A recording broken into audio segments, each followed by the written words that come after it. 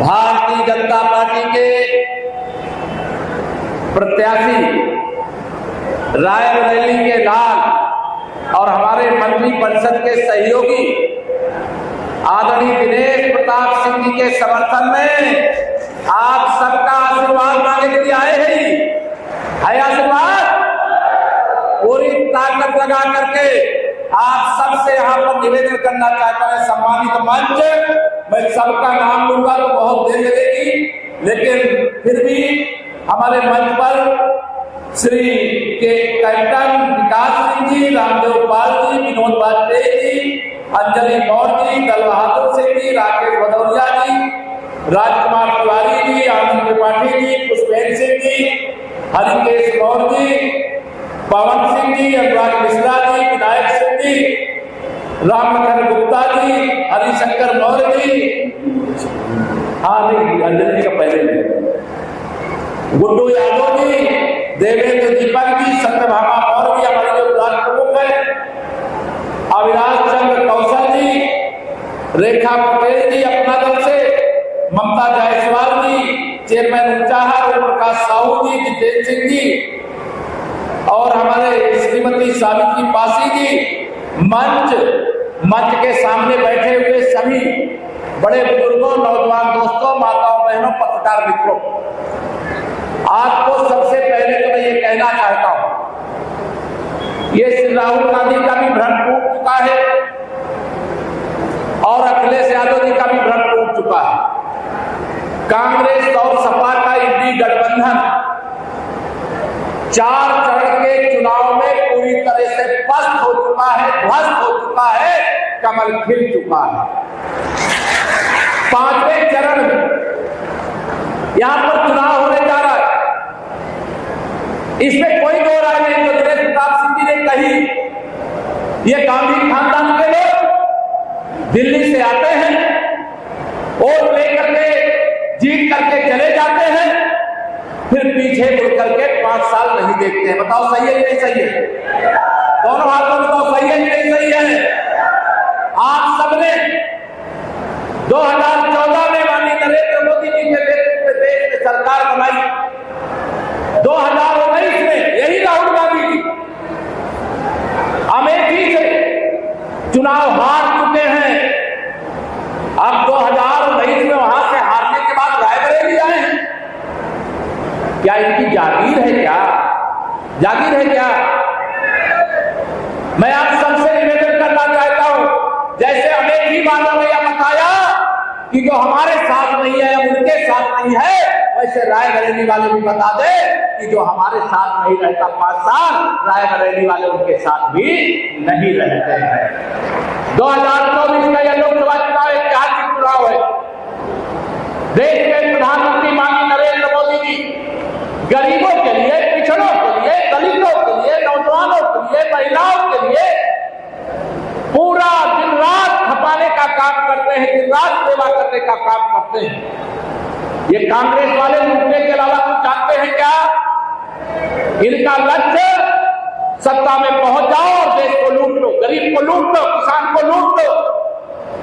लेकिन भारतीय जनता पार्टी का लक्ष्य ऐसे लुटेरों को जांच करवा करके दोषी पाए जाने पर जेल भेजने का है। मोदी जी ने कहा है भ्रष्टाचार मुक्त भारत और गरीबों की गरीबी मुक्त भारत बनाने का काम करेंगे। यहाँ बैठे हुए तमाम लोग हैं, मैं आप सबसे पूछना चाहता हूँ, 2014-2017 के पहले मैं रायबरेली के बारे में मेरी भी यही धारणा थी कि रायबरेली का तो गांधी खानदान यहाँ लगातार सत्ता में रहा है, यहाँ के सांसद रहे हैं, प्रधानमंत्री रहे, बड़े बड़े पोस्ट पर रहे हैं, यहाँ का बड़ा विकास हुआ होगा। लेकिन 2017 से उत्तर प्रदेश के उप मुख्यमंत्री के नाते तो मैं ही देख रहा हूं, रायबरेली के विकास की बात तो की जाती थी, लेकिन रायबरेली का विकास नहीं किया जाता था। और अब की बार की मेरे पास सूचना है पक्की, पता नहीं आप लोगों को समझ में आया होगा, फिर राहुल गांधी जी किसी भी कीमत पर नहीं चाहते कि श्रीमती प्रियंका गांधी जी सांसद बने, और श्रीमती प्रियंका गांधी जी ने भी ठान लिया है कि आपकी रायबरेली से पिछली बार अमेठी से हरवाने में मदद किया था, इस बार रायबरेली से भी राहुल गांधी जी को हरा करके दिनेश प्रताप जी को जिताने में मदद करेंगे। मैं पूरा विश्वास के साथ कह सकता हूँ, ये अंतर कलह का शिकार है। भारतीय जनता पार्टी की पूरे देश में लहर चल रही है, विपक्षी बौखलाए हुए हैं। 4 चरण के चुनाव में आप सबके आशीर्वाद से 270 सीटें जीत चुके हैं और 5वें चरण में रायबरेली सहित रायबरेली की जिम्मेदारी आप सबके कंधे पर है। पूरा करोगे? दोनों हाथ बात कर लो, बताओ पूरा करोगे? एक वादा मेरा है, जो दिनेश जी ने कहा कि चाहे गंगा जी पार करके जादू आओ और चाहे उनका हाथ से निकल करके लखनऊ आओ, कोई समस्या नहीं है। आपके हाथ सुख दुख में आपके साथ खड़े हैं और खड़े रहेंगे। विकास किया है, विकास करेंगे। और दिनेश प्रताप जी को यहाँ तो हमारे देश के गृह मंत्री जी आए थे आपसे अपील करने के लिए, और आप सब भरोसा रखिएगा, रायबरेली का नाम पूरे देश में रोशन करने का काम करेंगे। रायबरेली के विकास, यहाँ तो गंगा जी बहती, यहाँ विकास की गंगा भी बहाएंगे। बहुत काम किया, अभी बहुत काम करेंगे। देश में भी भाजपा की सरकार है और प्रदेश में भी भाजपा की सरकार है। डबल इंजन सरकार के ताले की चाबी आपके पास है। जो चाहोगे, इस क्षेत्र का विकास, इस क्षेत्र के गरीबों का विकास, इस क्षेत्र के किसानों का उद्धार, इस क्षेत्र के नौजवानों को रोजगार, इस क्षेत्र की महिलाओं का सशक्तिकरण, यही हमारा संकल्प है, हमारे मोदी जी का संकल्प है। आप बताओ, जिन मोदी जी के नेतृत्व में 3 साल से लगातार प्रधानमंत्री गरीब कल्याण अन्न योजना का राशन मिल रहा है, और आगे मोदी जी ने कहा है 4 जून को 400 पार, तीसरी बार मोदी सरकार बनने के बाद यह राशन वितरण आगे 5 साल और चलता रहेगा। बताइए, अगर मोदी जी गरीब माँ बाप के बेटे नहीं होते तो गरीबों की जरूरत समझते क्या? ये राशन वितरण होता क्या? मिलता है कि नहीं राशन मिलता है? बताओ दोनों हाथ लगा करके, मिलता है कि नहीं मिलता? मोदी जी की सरकार है इसलिए राशन मिल रहा है। और अगर ये कांग्रेस वाले होते, 1 यूनिट में 5 किलो देते। कल मैं देख रहा था कांग्रेस के अध्यक्ष मल्लिकार्जुन खड़गे जी कह रहे थे मोदी जी को हटा दो, हम 10 किलो देंगे। अरे तुम्हारा हिसाब किताब हम जानते हैं। जब राजीव गांधी जी देश के प्रधानमंत्री थे, उन्होंने कहा हम दिल्ली से 1 रुपया भेजते हैं तो 15 पैसा पहुंचता है। 10 किलो करके 1.5 किलो पर यूनिट आपको देंगे, 8.5 किलो पर यूनिट ये कांग्रेस के दलाल और भ्रष्टाचार और बेईमान गरीबों का हक खा जाएंगे। मोदी जी ने 52 करोड़ जनधन के खाते खोल करके 34 लाख करोड़ रुपया आपके खातों में सीधे भेजने का काम किया है। अनेक लोगों के प्रधानमंत्री आवास बनाने का काम किया है, शौचालय बनाने का काम किया है। जो आजादी के बाद से अंधेरे में थे उनके घर में बिजली पहुंचाने का काम किया है, गैस का कनेक्शन पहुंचाने का काम किया है। ये सब चाहते हैं गरीबों की जो मदद हो रही है वो बंद हो जाए। बताओ, आप चाहते हो बंद हो जाए क्या? दोनों हाथ का बताओ, चाहते हो क्या? नहीं चाहते हो ना? तो मोदी जी ने कहा है कांग्रेस सपा बसपा की सरकारों के समय एक घोटाला किया गया था। वो घोटाला जो गरीब आदमी था उसको कागज में अमीर दिखा दिए और जो अमीर थे उसको गरीब दिखा दिए। बताओ है कि नहीं ऐसा? मोदी जी सब पता करवा लिए हैं, चिंता मत करना। उन्होंने कहा है 4 जून को सरकार बनने के तत्काल बाद 3 करोड़ प्रधानमंत्री आवास बनाना और शुरू करेंगे। क्यों करेंगे? क्योंकि अभी बहुत सारे गरीब ऐसे जिनको आवास चाहिए कि नहीं चाहिए? बताओ, चाहिए कि नहीं चाहिए? आप सब यहाँ कार्यकर्ता मौजूद हैं, उनसे भी कहूंगा, जनता जनार्दन भी मौजूद है, उनसे भी कहूंगा, मोदी जी की गारंटी का मतलब गारंटी की भी गारंटी होती है। मोदी जी ने कहा है 5 साल आगे प्रधानमंत्री गरीब कल्याण अन्न योजना का राशन मिलेगा तो मिलेगा। मोदी जी ने कहा है 3 करोड़ से अधिक गरीबों का घर बनवाएंगे तो 3 करोड़ से अधिक गरीबों का घर बनवाएंगे। गरीबों की जो भी समस्या होगी वो समस्या को दूर करने का काम करेंगे। मैं आप सब रायबरेली के लोगों से कहना चाहता हूँ, हर की धरती क्षेत्र से कहना चाहता हूँ, या लोकसभा के चुनाव में बड़ी नजर है।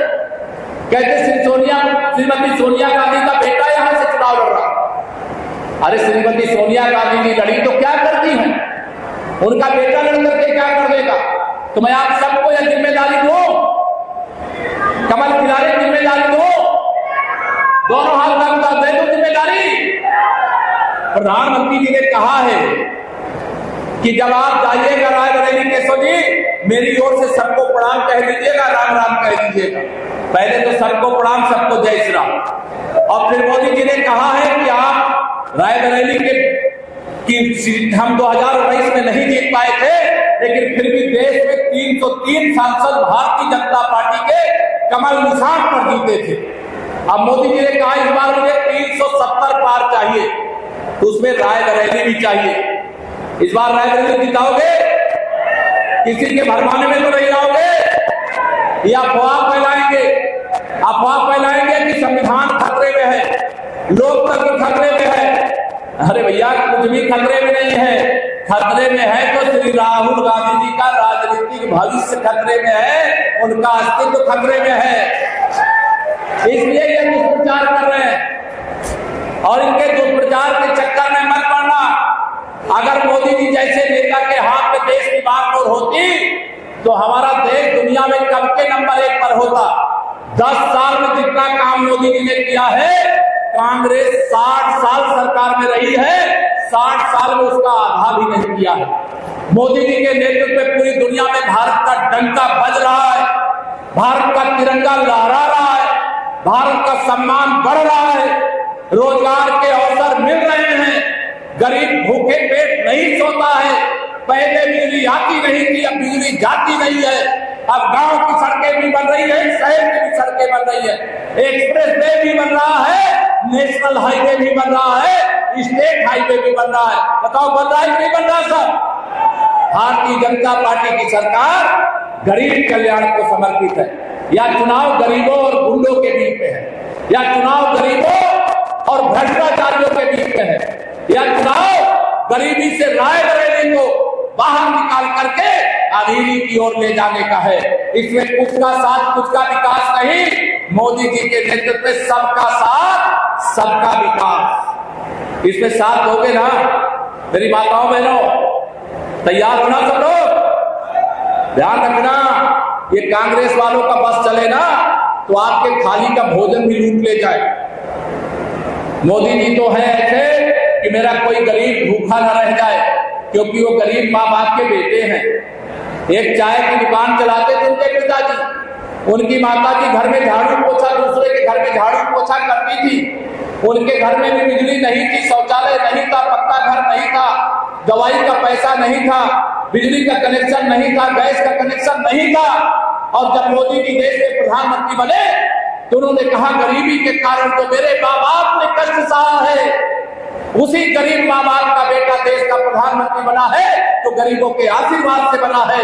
जो कष्ट गरीबी के कारण मेरे माँ बाप ने सहा है, इस देश के किसी गरीब को वह कष्ट नहीं सहने दूंगा, ये मोदी की गारंटी है। और उस गारंटी की गारंटी देते हुए आप सबका आशीर्वाद दिनेश प्रताप जी के लिए तो मांग ही रहा हूं। ये ध्यान रखना, ये वोट तो दिनेश जी को मिलेगा कमल के फूल पर, लेकिन ये सीधा मोदी जी तक जाएगा। आप सीधे मोदी जी को प्रधानमंत्री चुन सकते हो क्या? मोदी जी को प्रधानमंत्री बनाने के लिए 400 सांसद चाहिए, उसमें इस बार रायबरेली का भी सांसद चाहिए। निभाओगे वादा? दोनों हाथ सब लोग उठा के बताओ, निभाओगे वादा? मैं आप सबसे यह बताना चाहता हूं, कांग्रेस वाले चाहते हैं कि अगर इनकी सरकार देश में बन जाए तो रामलला के जन्म स्थान पर बने हुए मंदिर को हटा करके फिर से बाबरी मस्जिद बना दे। ये अगर सरकार में आ जाए तो धारा 370 फिर से वापस ला दे। ये अगर सरकार में आ जाए तो प्रधानमंत्री गरीब कल्याण योजना का राशन जो आपको मिल रहा है वह बंद कर दे। या अगर सरकार में आ जाए तो इनका कहना है कि देश के खजाने पर पहला हक मुसलमानों का है, और मेरे मोदी जी कहते हैं देश के खजाने पर पहला हक गरीबों का है, गरीबों का। आप बताइए, कांग्रेस चाहिए कि भाजपा चाहिए? राहुल गांधी चाहिए कि नरेंद्र मोदी जी चाहिए? सब लोग बोलो, कौन चाहिए? मोदी जी को लाने के लिए आपको कष्ट उठाना पड़ेगा। 20 तारीख को आपके यहाँ मतदान है और उस मतदान के लिए अपील करने से पहले मैं आपसे कहना चाहता हूं, घर घर में खुशहाली पहुंचे, बस इतना फर्ज निभा देना, बाकी सब मोदी कर देंगे। तुम कमल का बटन बोलो, कमल का बटन दबा देना। कांग्रेस का सुपड़ा साफ हो चुका है।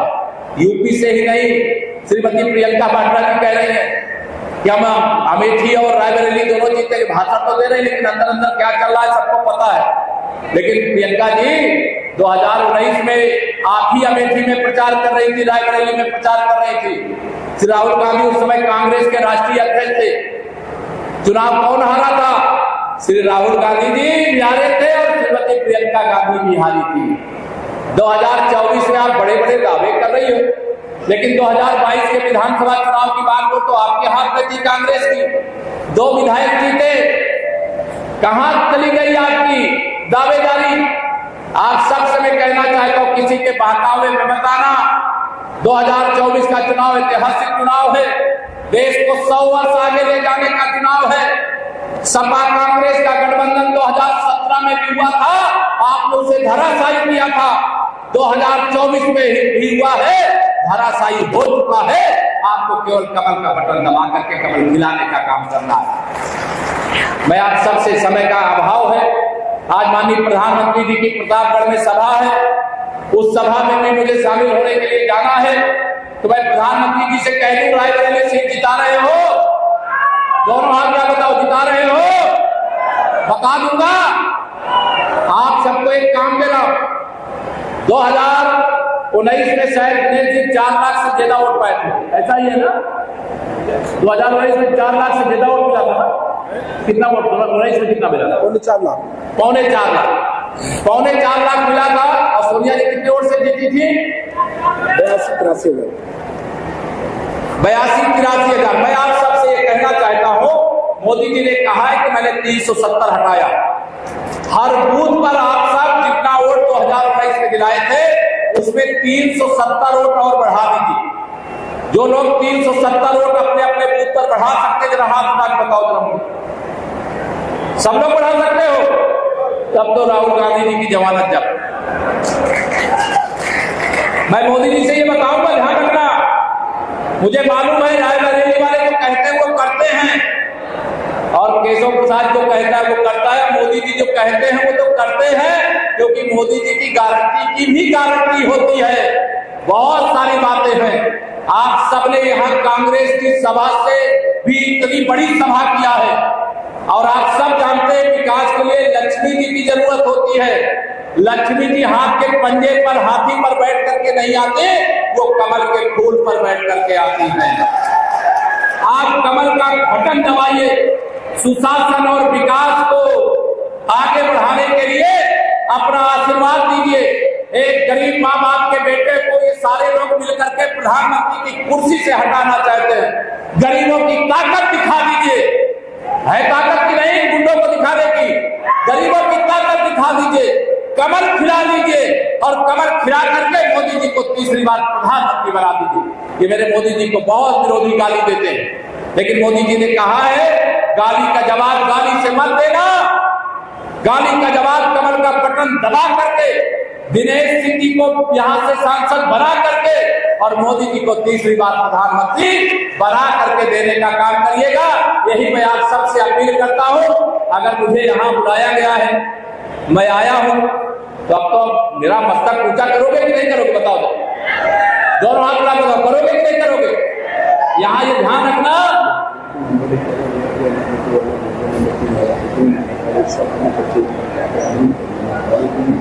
हाँ, निश्चित तौर से दिनेश भाई साहब बता रहे हैं।